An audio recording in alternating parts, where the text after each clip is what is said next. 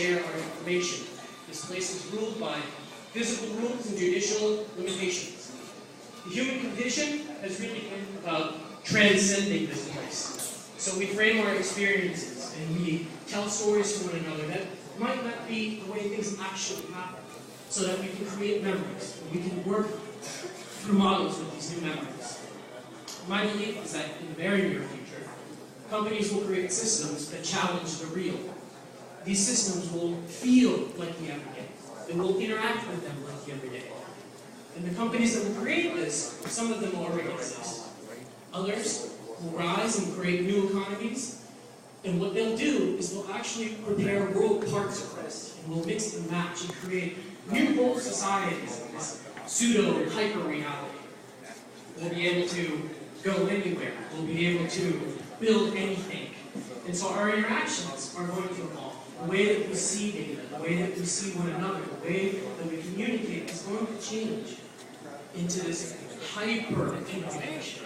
This way to interact with people in methods we haven't even contemplated.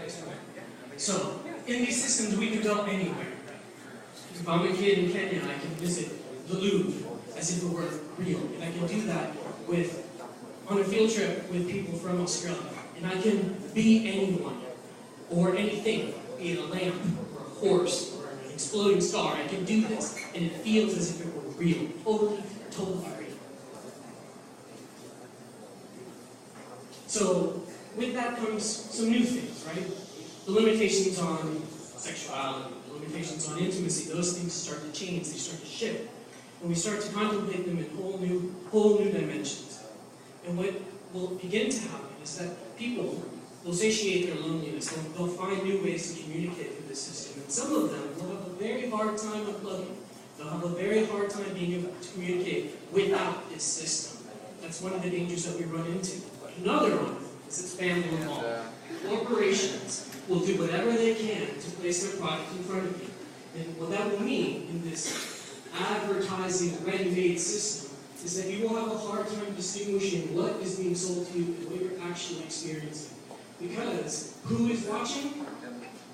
Anyone that can afford is watching. And yes, you can change your privacy settings. You'll be able to do that.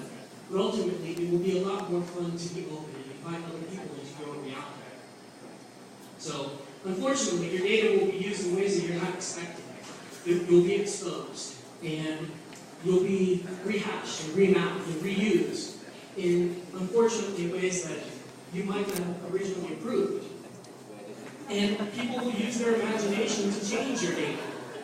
And your data will be possibly remapped into pornography or real bad sitcoms, and you won't have any control over it. So the system will be ubiquitous. It will be available to anyone for a low monthly subscription. And we will be comfortable with that.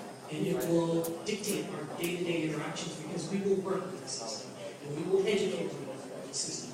And we will create models of a new kind of world in the system. And our kids are going to do the weirdest things with this system.